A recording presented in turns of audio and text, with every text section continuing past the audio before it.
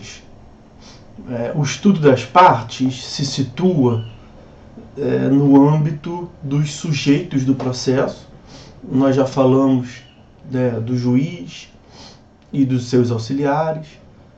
Nós falamos das funções essenciais à administração da justiça, Ministério Público, Defensoria Pública, Advocacia Pública e Privada. E vamos hoje começar o estudo das partes. O estudo das partes que é até mais extenso do que os outros. Nós temos que falar das partes, seus poderes, deveres, responsabilidades, como fizemos com todos os outros sujeitos do processo.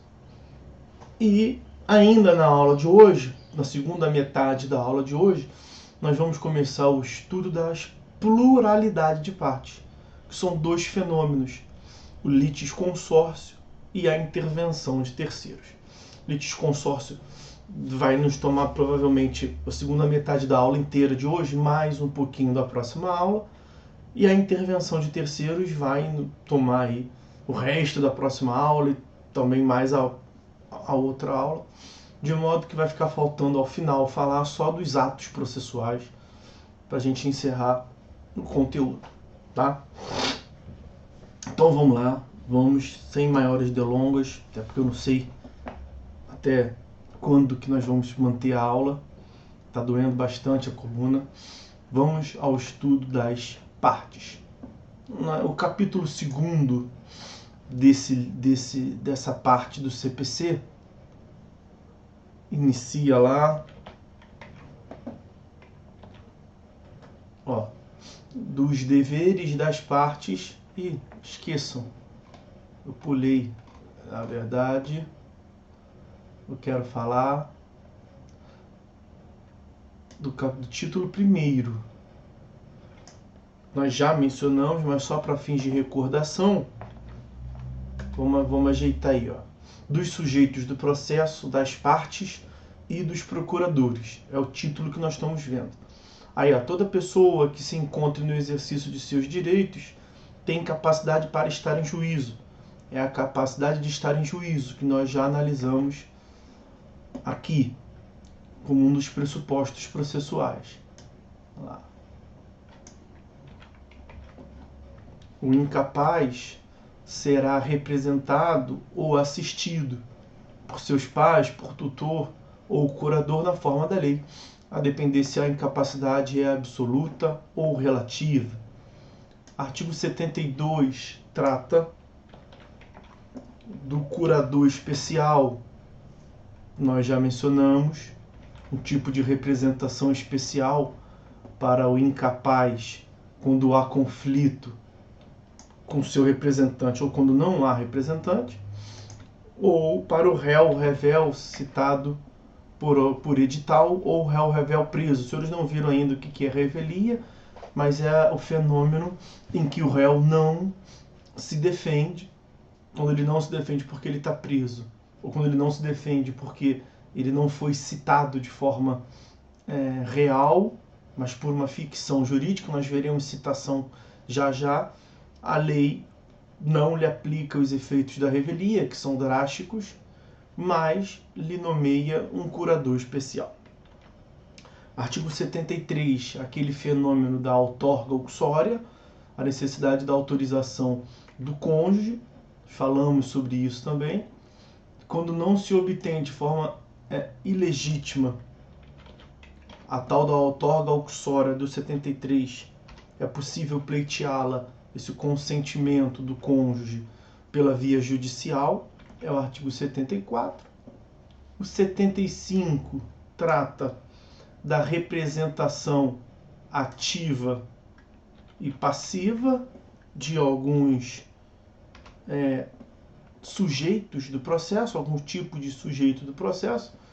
Então, o Estado, lato sensu, a União, Estado, Município, autarquia, massa falida, herança jacente, espólio, tem ali a representação especificada. A representação atua também no contexto da capacidade das partes. Tudo aqui foi visto em capacidade das partes, tá?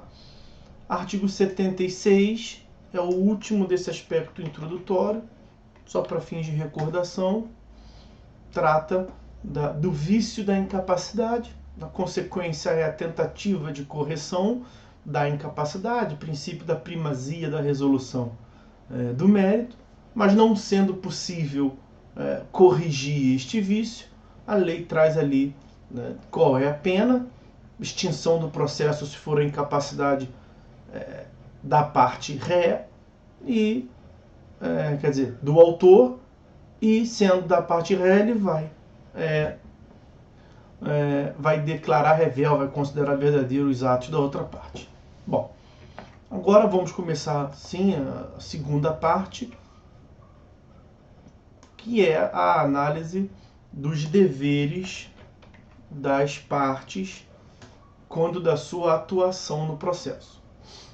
Nesse capítulo 2º, o Código traz previsões a respeito do comportamento da parte no processo. A parte, nós já vimos no período passado, ela deve se comportar de acordo com a boa-fé. Aí o artigo 77 vai trazer a seguinte previsão, olha.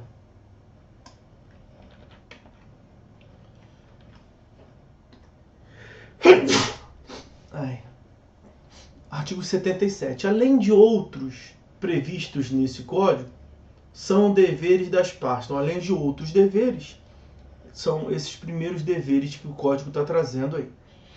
Das partes, de seus procuradores, o advogado é um procurador da parte, né? E todos aqueles que de qualquer forma participem do processo. Nós veremos a seguir, como eu lhes disse, que temos o fenômeno do litisconsórcio, que é parte, temos o fenômeno da intervenção de terceiro, que nem sempre é parte. Então, de qualquer forma participe do processo, deve expor os fatos em juízo conforme a verdade. Você não pode inovar no processo, você não pode mentir no processo. Você tem que agir de acordo com a verdade. Você não pode formular pretensão ou apresentar defesa. Pretensão é direito de ação, né? Partes, caso de pedir, pedido. Pretensão é o pedido. Nem pode apresentar sua defesa quando cientes de que são destituídos de fundamento. Então, é meio que uma complementação do inciso primeiro. Ou você está mentindo, ou você está até falando a verdade, mas sabe que você não tem o direito. Você não tem nenhum fundamento para pedir, e você está dando trabalho ao juízo indevidamente. É basicamente isso. Inciso terceiro. A parte não pode produzir provas e nem praticar atos inúteis ou desnecessários à declaração ou à defesa do direito. Tanto ao direito de ação quanto ao direito de defesa, você não pode produzir provas desnecessárias.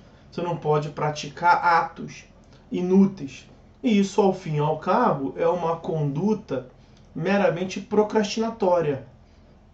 Quando você sabe que o que você está fazendo é inútil, não vai lhe trazer nenhuma utilidade, lembrem-se que nós falamos sobre as condições da ação, que o interesse de agir tem a ver com a utilidade.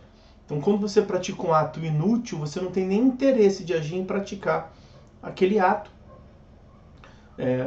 A sua intenção provavelmente será apenas ganhar tempo no processo, portanto, encher linguiça no processo não pode.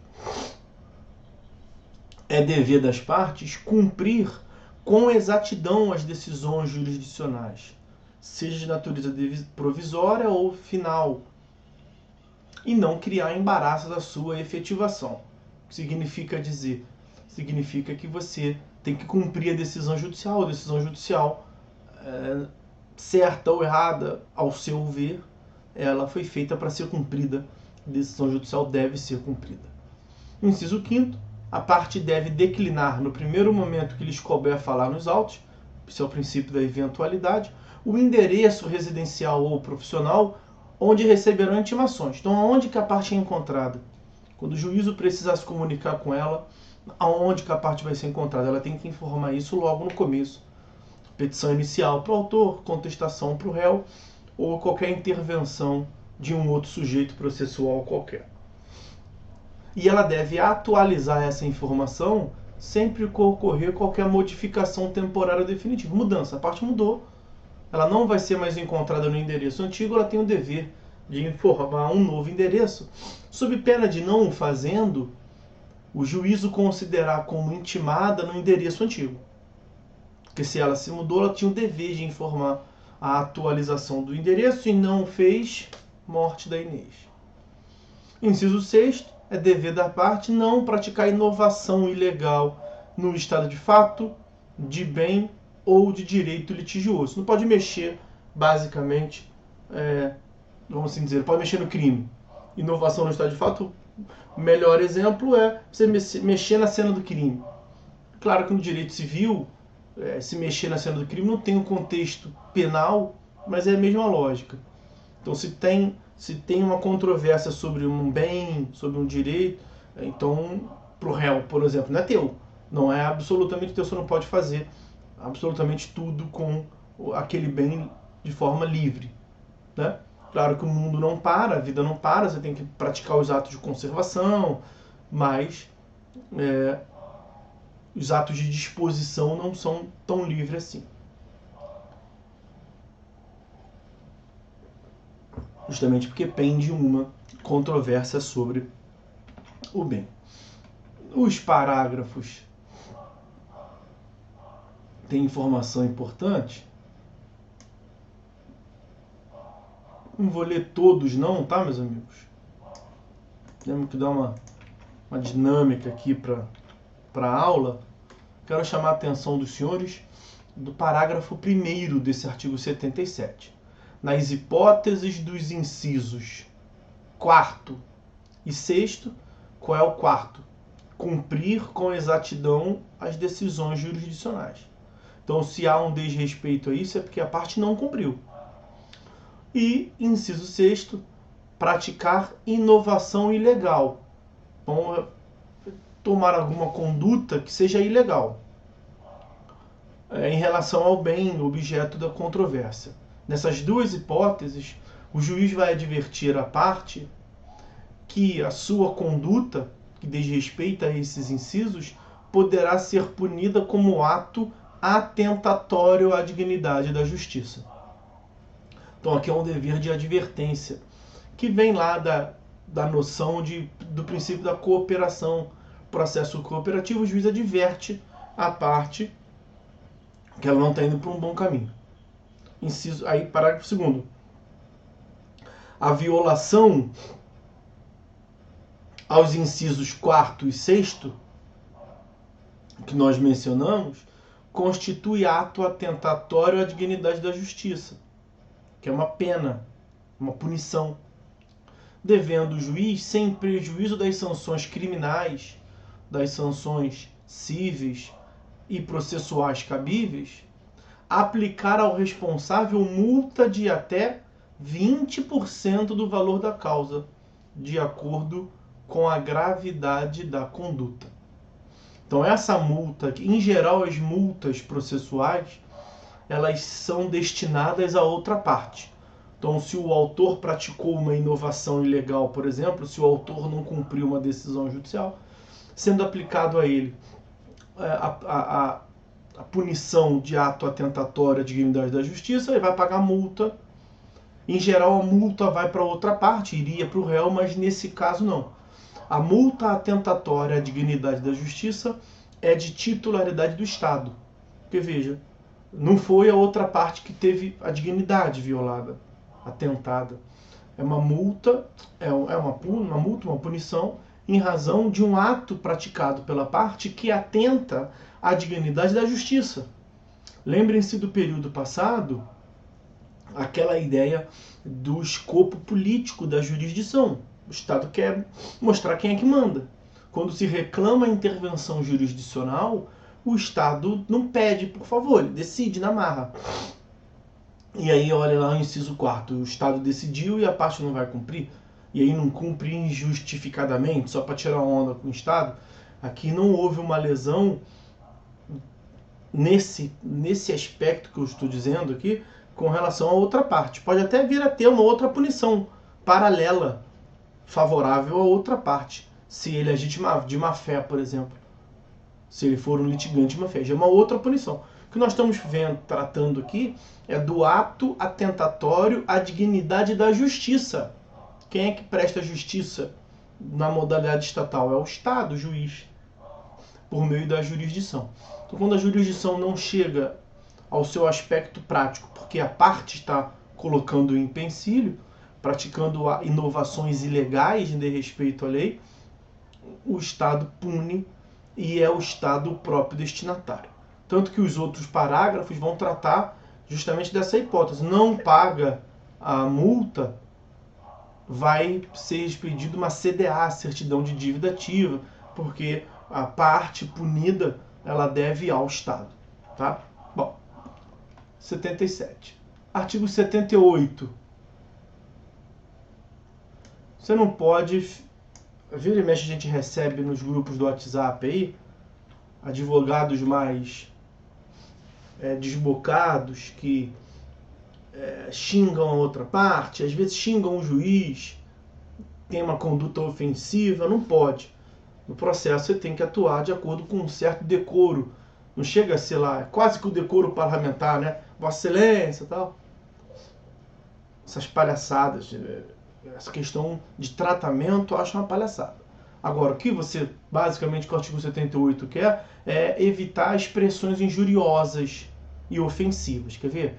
É vedado às partes, aos seus procuradores, aos juízes, aos membros do Ministério Público, à Defensoria Pública e qualquer pessoa que participe do processo. Não é vedado a qualquer um que participa do processo empregar expressões ofensivas nos escritos apresentados. O processo não é para ficar fazendo barraco, não é que você não possa relatar algum fato que você não concorde. Evidentemente que pode. Mas tem que respeitar um certo decoro. Não é para falar que o réu é um desgraçado. Não é para falar que o advogado do réu é um filho da puta. Não pode. Não pode. Não pode empregar, portanto, expressões ofensivas. É claro que o que é expressão ofensiva é um conceito jurídico indeterminado que vai reclamar, no caso concreto, a análise do juiz. Tá? Os parágrafos vão dizer que o juiz vai advertir que aquela conduta não está legal e, não sendo ela retratada, retirada, vamos assim dizer, o juiz vai mandar de ofício ou a requerimento que tire ela fora. Quando os autos são físicos, dá-lhe uma riscada no xingamento. Agora, autos eletrônicos, digital, vai botar uma tarja lá em cima da expressão ofensiva, sendo praticado num ato oral, numa audiência, vai caçar a palavra do advogado e o cara que está reduzindo a termo lá, transcrevendo o que está acontecendo, o juiz vai mandar que ele não coloque aquilo na ata, fora a eventual punição administrativa. Se for, por exemplo, um servidor que praticou, o juiz pode instaurar um processo contra ele. Sendo um juiz, pode ser aberto um processo na corregedoria. Sendo advogado, o juiz pode expedir ofício para OAB para punição cabível, se for o caso. Difícil você chegar a uma punição nesses casos, mas é possível. Bom, vamos lá. Artigo 79. Responsabilidade das partes. Responde por perdas e danos aquele que litigar de má fé, como autor, como réu ou como interveniente. Então, ali é uma responsabilidade por perdas e danos, responsabilidade civil. Ok? Responsabilidade civil. Aquele que vai a juízo sabendo que não tem nada a receber, ele gera um dano à outra parte, porque a outra parte tem que se defender, né? A outra parte vai constituir advogado, a outra parte vai perder tempo. E isso pode ser indenizado futuramente. Aqui é responsabilidade civil. Os senhores já viram ou verão ainda em direito civil, direito material. Aí o artigo 80 vai dizer, porque a responsabilidade civil, ela decorre dessa litigância de má-fé. Se atuar como litigante, litigar de má-fé. Aí vem o 80, o artigo logo subsequente, e vai dizer o que é essa tal de litigância de má-fé. Considera-se litigante de má-fé aquele que deduzir pretensão ou defesa contra texto expresso de lei ou fato incontroverso. Veja que há uma semelhança muito grande entre esse 80, inciso 1º, e o 77, inciso 2º. Quando ele formular pretensão ou defesa quando cientes de destituídos de fundamento. Lá o 77, inciso 2º. Aqui no 80, inciso 1º, deduzir pretensão ou a sua defesa contra texto expresso de lei. Contra texto expresso de lei é destituído de fundamento. Então, o mesmo ato pode ser punido como ato atentatório à dignidade da justiça ou litigância de má-fé. São duas penalidades distintas. Numa, o Estado se sente ofendido. É a dignidade da justiça que foi atentada, lesada. Na outra, é uma responsabilidade perante a outra parte. O destinatário da multa por litigância de má-fé, se imposta, é, portanto, a outra parte, a parte adversa. Essa é uma primeira distinção importante que os senhores têm que fazer no caderno de vocês.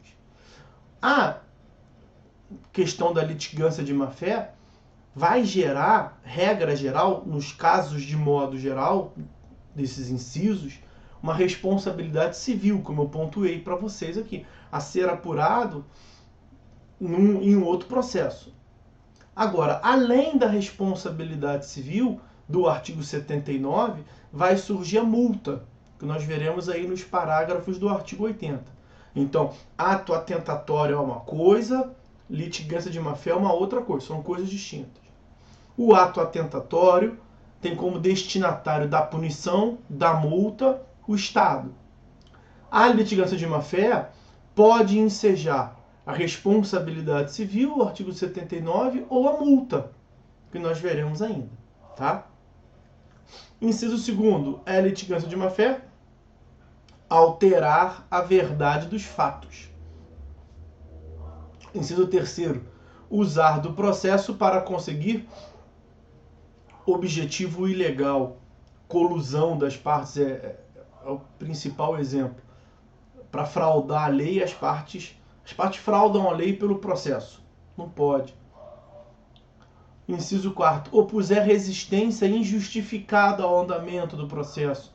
Deixar de cumprir injustificadamente uma decisão judicial, por exemplo. Proceder de modo temerário em qualquer incidente ou ato do processo. Litigância temerária é parecido com aquela lá destituída de fundamento, ilegal. Ela opõe resistência, é parecido com o inciso 4º também, opõe resistência ao processo de modo injustificado, condutas meramente procrastinatórias.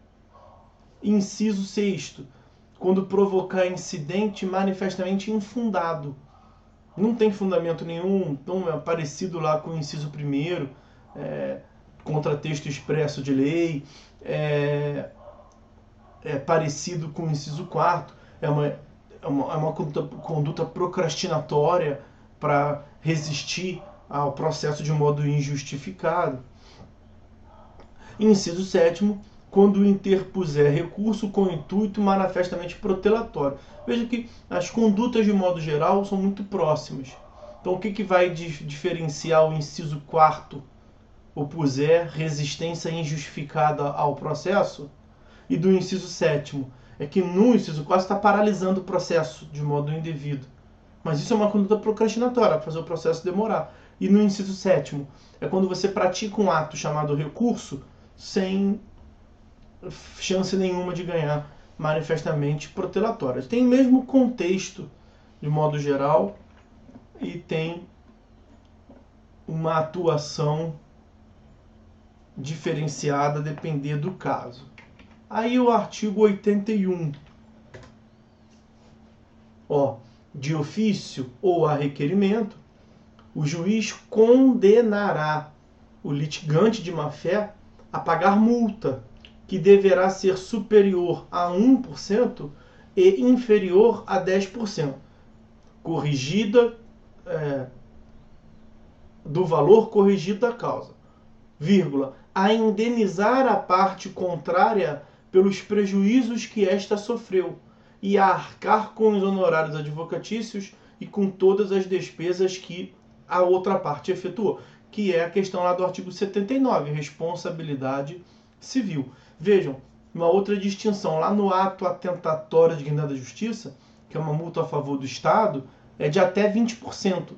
Aqui é de 1 a 10% da litigância de má-fé. Essas coisinhas que são importantes os senhores saberem. Quando forem 2 ou mais os litigantes de má-fé, o juiz condenará cada um na proporção de seu respectivo interesse na causa, ou uma condenação única solidariamente àqueles que se coligaram para lesar a parte contrária. Quando o valor da causa for irrisório ou inestimável, a multa poderá ser fixada em até 10 salários mínimos. Então não é brincadeira, não, 10 salários mínimos aí são 10 prata, né? 10 mil reais. Até, né? Mas isso é subsidiário, isso é se não tiver o valor da causa especificado. Tem algumas hipóteses em que você não consegue colocar o valor da causa, porque não tem conteúdo econômico diretamente. Por exemplo, exemplo clássico, a demanda de interdição. Qual é o valor do louco no mercado? Interdição para você declarar alguém como incapaz. Uma das hipóteses é pela enfermidade mental. É brincadeira isso, claro. Qual é o valor da declaração de enfermidade mental? Não tem. Aí você joga um valor qualquer. Nesse caso, a parte pratica uma litigância de má-fé. Se eu botar de 1 a 10%, tipo, você botou lá R$1.000, não vai nem fazer cosquinha nela. Vai ser um estímulo. Então, quando não tem o valor da causa preciso, o juiz pode botar em até 10 salários mínimos. Aí já dá um receio maior. O valor da indenização será fixado pelo juiz ou depois liquidado em arbitramento, continuação nos autos. Artigo 82. Não vou ler todos não, tá, meus amigos? Vou ler só os mais importantes. Salvo disposição concernente à gratuidade de justiça, que nós veremos já já, é dever da parte, incumbe a parte, prover as despesas dos atos que realizarem ou requererem no processo, antecipando-lhes o pagamento, desde o início até a sentença final, ou na execução até a plena satisfação do direito reconhecido no título. O que é importante aqui? O processo ele tem custas. Então, é a responsabilidade das partes pelo pagamento das custas. O serviço público de prestar justiça, ele é um serviço remunerado. Uma remuneração ut singuli. Vocês devem ter visto isso lá em direito tributário. Então, sendo uma remuneração ut singuli, identificável, portanto, o destinatário, é por taxa, não por imposto, né? Então, nós temos a taxa judiciária. A taxa judiciária, olha o artigo 84. Artigo 84. As despesas abrangem as custas dos atos do processo, indenização de viagem, remuneração do assistente técnico e a diária da testemunha. Isso são as custas processuais.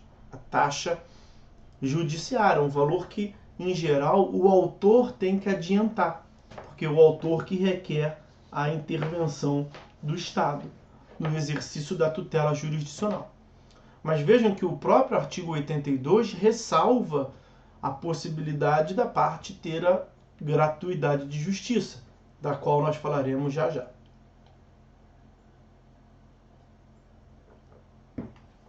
Pulamos o artigo 83. O artigo 83 trata de uma certa garantia que tem que prestar em juízo. Olha, o autor brasileiro ou estrangeiro que residir fora do Brasil ou deixar de residir no país ao longo da tramitação do processo prestará caução. Caução é um tipo de garantia. Caução não se confunde com a taxa que nós estamos vendo aqui, né? Na verdade, a caução é um conceito maior. Suficiente, então a garantia, a caução, deve ser suficiente ao pagamento das custas e também dos honorários advocatícios da parte contrária, que nós falaremos já já.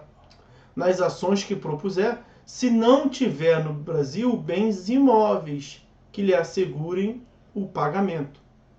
Então, o autor tem que adiantar as custas, mas o autor não é brasileiro, ou sendo brasileiro, não vai ficar mais no Brasil. A parte saiu do Brasil. Ela pode propor a demanda aqui?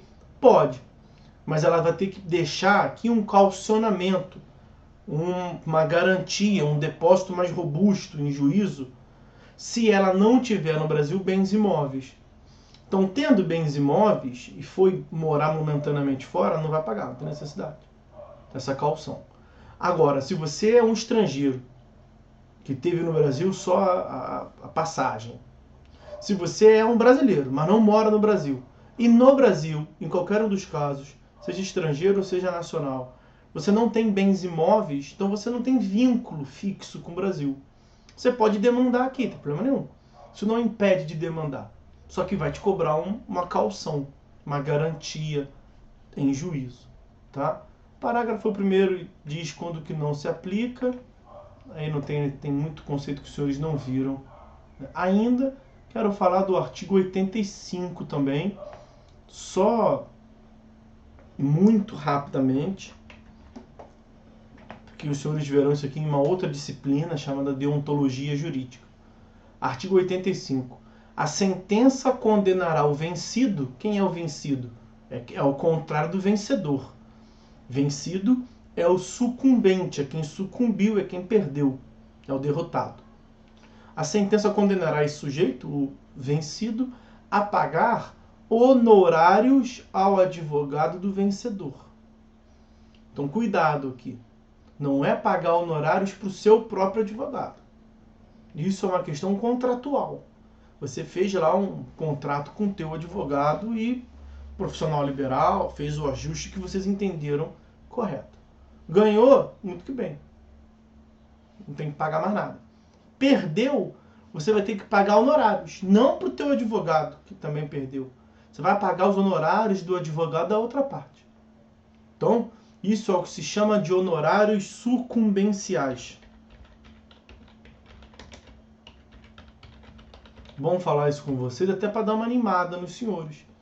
O advogado, quando ganha o processo, ele recebe 2 honorários.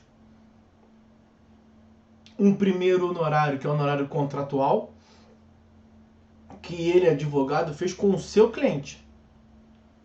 E um outro honorário, que é o honorário por ele ter ganho a causa. É o honorário que a outra parte vai pagar. Qual é a finalidade desse honorário sucumbencial? É estimular as partes que satisfaçam a obrigação fora do processo. Porque no processo fica mais caro.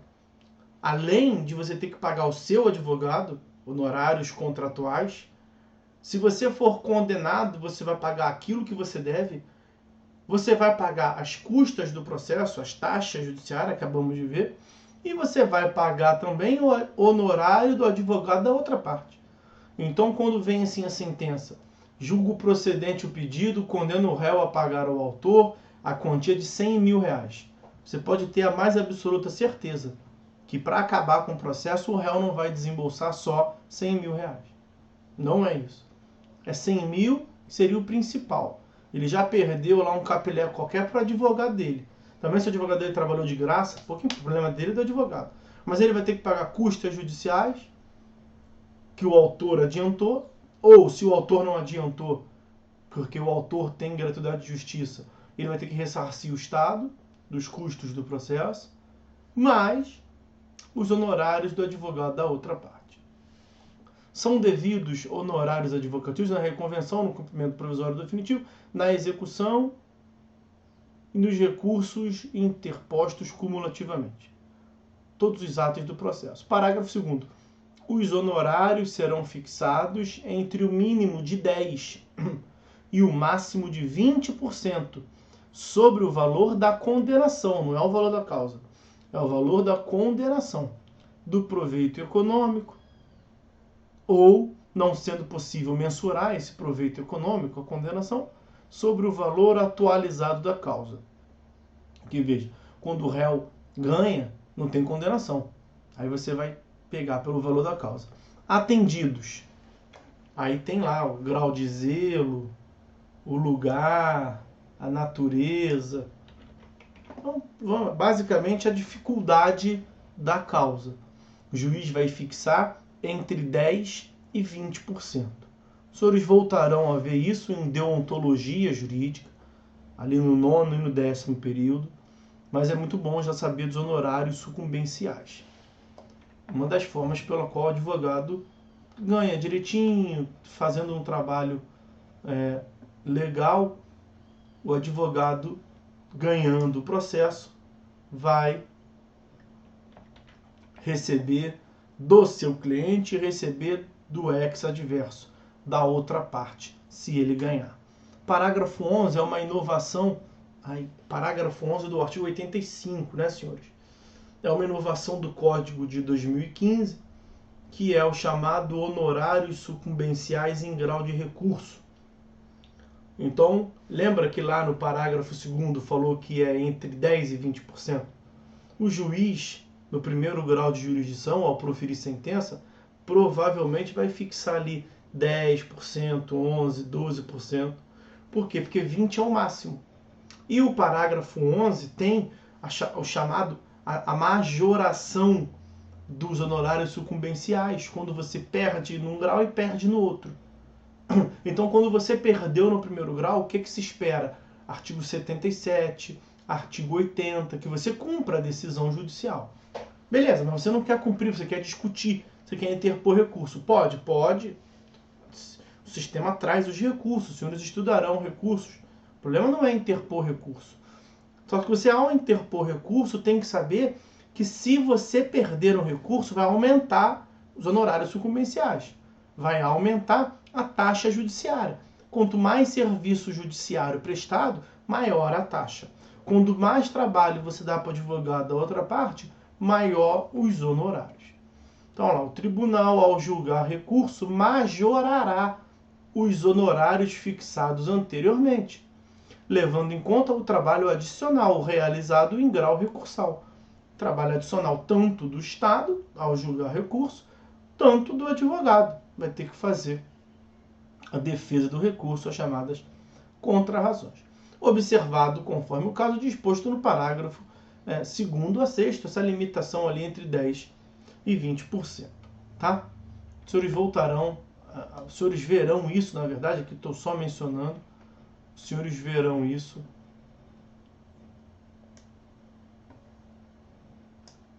em deontologia jurídica. Artigo 86. Se cada litigante for, em parte, vencedor e vencido, então há uma sucumbência recíproca, isso é chamado de sucumbência recíproca. O autor pede 100 mil reais, o juiz condena o réu a pagar 50 mil reais. Então o autor ganhou 50 mil, o réu ganhou 50 mil. Como assim o réu ganhou? O réu deixou de perder. Em 100 mil, perdeu só 50 mil. Então a pretensão do autor foi acolhida pela metade. É basicamente isso. Serão rateadas as custas, as despesas. Então gastou no processo, sei lá, R$ 3.800. É 1.900 para cada uma de custas.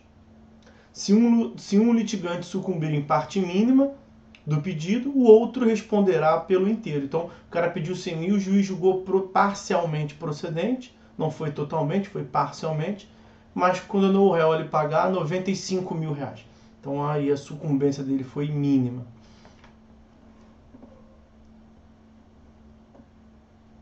Um dos artigos lá, um dos parágrafos do artigo 85, salvo engano, prevê que não existe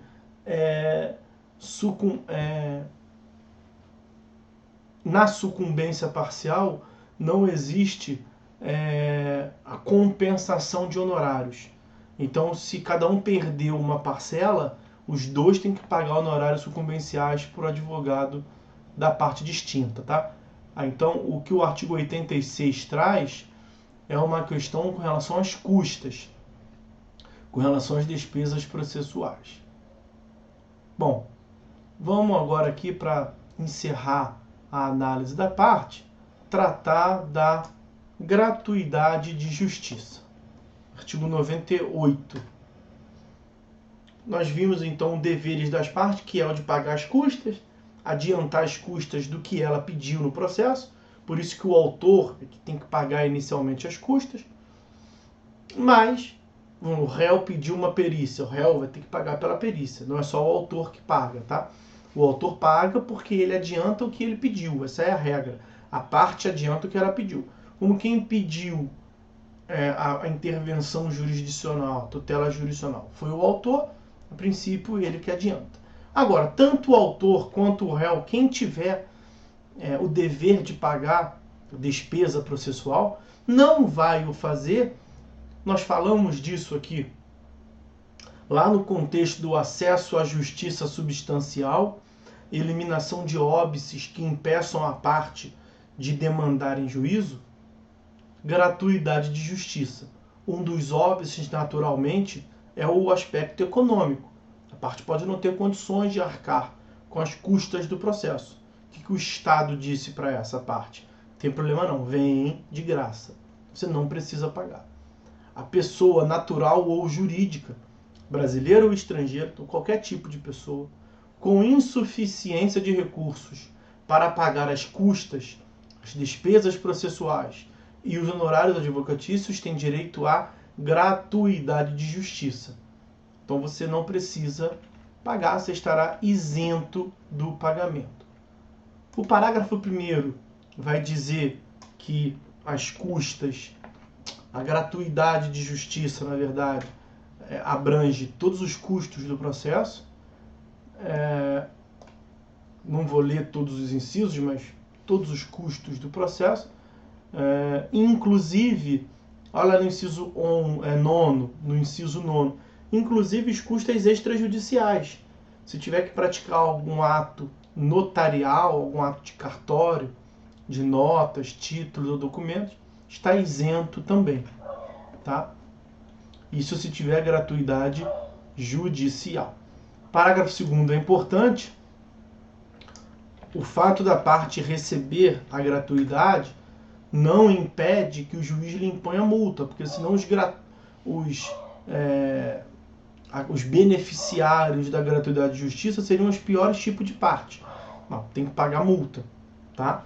Se ele não tiver condições de pagar, são outros 500, nós veremos já já. Mas o juiz impõe multa e honorários advocatícios sucumbenciais. Aí olha o parágrafo 3º. Na verdade, não é que você não deva, tá? Se você vai a juízo e ganha gratuidade, você deve. Você é um devedor daquela quantia. Se você perdeu, você tem que pagar honorários sucumbenciais. Se você agiu de má fé, você tem que pagar multa. O que acontece não é que não vai existir a dívida. O que vai acontecer é uma suspensão da exigibilidade. Parágrafo 3º. Vencido o beneficiário, as obrigações decorrentes da sua sucumbência, os custos, obrigações decorrentes de despesas processuais, de modo geral. Custas do processo, honorários sucumbenciais, como nós vimos. Essas despesas ficarão sob condição suspensiva de exigibilidade e somente poderão ser executadas se, então aqui tem uma condição, não é em qualquer caso, é se acontecer o que vai falar ali. Se nos 5 anos subsequentes ao trânsito em julgado da decisão, quando acabou o processo, não cabe mais recurso, então tem que pagar as despesas. Mas eu não tenho condições de pagar. Eu ganhei a gratuidade. Então, beleza, esquece. A exigibilidade está suspensa. A espada não está no teu pescoço. Agora, se nos 5 anos subsequentes você passa a ter condições de pagar, imagina um pobre de todo jeito, um hipossuficiente econômico absoluto. O João está falando que o cachorro é chato. Agora te ouviu e deu uma parada. Nos 5 anos subsequentes, imagine que a parte pobre nos termos da lei, hipossuficiente de recursos, não consegue pagar, conseguiu a gratuidade. Mas, veja, no ano seguinte do término do processo, que ela perdeu, foi condenada lá em multa e tal, em despesas processuais, honorários advocatícios, ela não teve que pagar porque ela tinha gratuidade. Mas imagine que no ano seguinte ela ganha na Mega Sena ela entrou no Big Brother, ganhou o Big Brother. Ela passa a ter condições de pagar. Se nesses 5 anos o beneficiário, qual é o beneficiário? É o Estado das custas, é o Estado da multa sobre ato atentatório. O beneficiário pode ser a parte adversa, que ganhou, mas aí é uma outra análise, não é acessória, é o principal, mas pouco importa. A outra parte pode executar também, ou o advogado da outra parte. O advogado é titular dos honorários advocatícios sucumbenciais. Então, se nos 5 anos do término do processo, em até 5 anos, a parte tiver condições de pagar, ela não teve a execução, a exigibilidade estava suspensa, porque ela não tinha condições de pagar. E no processo anterior ao término, portanto, ela ganhou a gratuidade de justiça. Então, nesses 5 anos, a regra é não cobrar. Salvo se nos 5 anos ela passar a ter condições. Aí pode cobrar. Então é por isso que a gente tem que dizer que não é que ela não é condenada, ela é condenada. Só que a obrigação é suspensa, a obrigação de pagar é suspensa nos próximos 5 anos. Se nos 5 anos ela tiver condições, pode ser cobrada. Se nos 5 anos ela continuar sem condições, aí acabou, nunca mais cobra. Então, se a parte voltar a ter condições de pagar 15 anos depois, esquece, já era, não tem como cobrar. Então, olha lá, poderão ser executadas se, nos 5 anos subsequentes ao trânsito em julgado da decisão, o credor demonstrar.